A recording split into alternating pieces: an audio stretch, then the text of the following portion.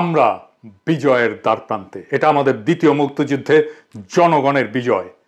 একটা খুনি, ফ্যাসিবাদী এবং গভীরভাবে দুর্নীতিগ্রস্ত শাসনের বিরুদ্ধে একটা বিজয়, যা আমাদের স্বাধীনতা, গণতন্ত্র, সমস্ত ধরনের মানবাধিকার কেড়ে নিয়েছে। এই বিজয়ের মধ্যে দিয়ে আমরা আমাদের স্বাধীনতা, সার্বভৌমত্ব ফিরে পাব। যে স্বাধীনতা, সার্বভৌমত্ব, মানবিক আর নাগরিক অধিকার এবং জাতীয় মর্যাদা এই ফ্যাসিবাদী গণহত্যাকারী হাসিনা ভারতের পায়ে আত্মাহুতি দিয়েছিল শুধুমাত্র ক্ষমতায় থাকার জন্য এবং দেশের সমস্ত সম্পদ লুট করার জন্য।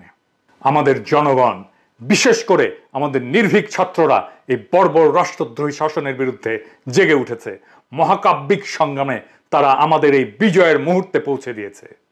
আগামী কয়েক ঘন্টা এবং আগামী কয়েক দিন জনগণ এবং একটা দেশ হিসেবে, একটা জাতি হিসেবে আমাদের ভবিষ্যতের জন্য খুবই গুরুত্বপূর্ণ। সশস্ত্র বাহিনীকে এখন ফ্যাসিবাদ থেকে স্বাধীনতায় উত্তরণকে ত্বরান্বিত করার জন্য তাদের উপরে অর্পিত পবিত্র দায়িত্ব পালনের জন্য আমি আহ্বান জানাচ্ছি, যেন তারা তাদের উপরে অর্পিত মহান দায়িত্ব পালনের মাধ্যমে আমাদের স্বাধীনতা, সার্বভৌমত্ব, জাতীয় মর্যাদা রক্ষার ক্ষেত্রে ভূমিকা রাখতে পারে। এই দায়িত্ব পালনের জন্যই আমাদের সশস্ত্র বাহিনী রয়েছে। সেনাপ্রধান হিসেবে জেনারেল ওয়াকার শান্তিপূর্ণভাবে ক্ষমতা হস্তান্তরের প্রক্রিয়াকে ত্বরান্বিত করার ক্ষমতার একেবারে কেন্দ্রে আপনি আছেন। প্রত্যেক মুহূর্ত খুবই গুরুত্বপূর্ণ এবং ঘড়ির কাঁটা টিক টিক করে অগ্রসর হচ্ছে। আপনাকে দ্রুত সিদ্ধান্ত নিতে হবে এবং কাজ করতে হবে। আমি আপনাকে সেনাবাহিনীর এক উত্তাল সময় থেকে শিক্ষা নেওয়ার আহ্বান জানাই। 1975-এ জেনারেল খালেদ মোশাররফ কার্যকরভাবে চেইন অফ কমান্ডের দায়িত্ব নিয়েছিলেন, কিন্তু কি করতে হবে সেটা নিয়ে তিনি দ্বিধান্বিত ছিলেন। যেই পদক্ষেপগুলি তার নেওয়ার দরকার ছিল সেটা তিনি নেননি, অহেতুক বিলম্ব করেছিলেন। অবশেষে যখন সিদ্ধান্ত নিতে গেলেন, পদক্ষেপ নিতে গেলেন, তখন অনেক দেরি হয়ে গেছে।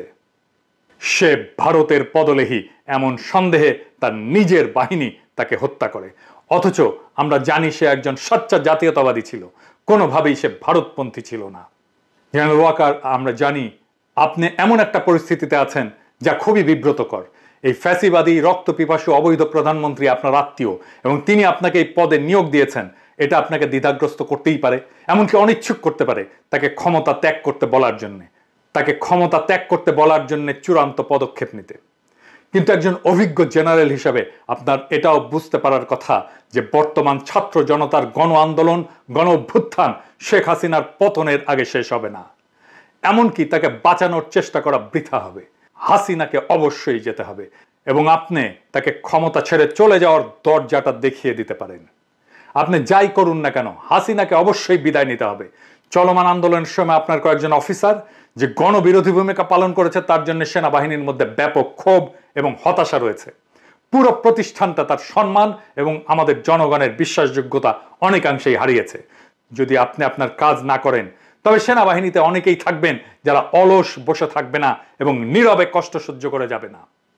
তবে যদি আপনি দ্রুত জনতার আকাঙ্ক্ষা বাস্তবায়নের জন্য অগ্রসর হওয়ার সিদ্ধান্ত নেন, হাসিনাকে শান্তিপূর্ণভাবে ক্ষমতা হস্তান্তরের জন্য বাধ্য করেন, তবে হাসিনার ফ্যাসিস্ট শাসনের অবসান শান্তিপূর্ণভাবে সম্পন্ন করা যেতে পারে।